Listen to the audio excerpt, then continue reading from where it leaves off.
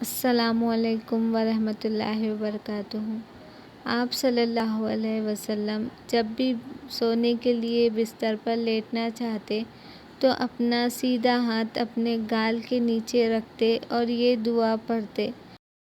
یہ دعا 3 بار پڑھیں۔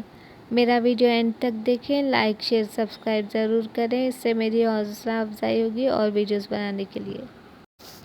اعوذ باللہ من الشیطان الرجیم۔ پناہ مانگتا ہوں میں اللہ کی شیطان مردود سے۔ I seek refuge in Allah from Shaitan the accused one۔ بسم اللہ الرحمن الرحیم۔ شروع اللہ کا نام لے کر جو بڑا مہربان نہایت رحم والا ہے۔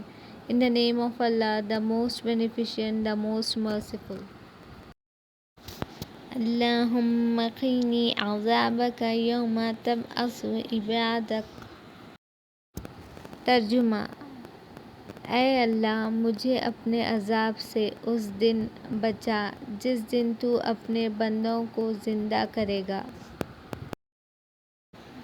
O Allah, save me from your punishment on the day that you resurrect your slaves۔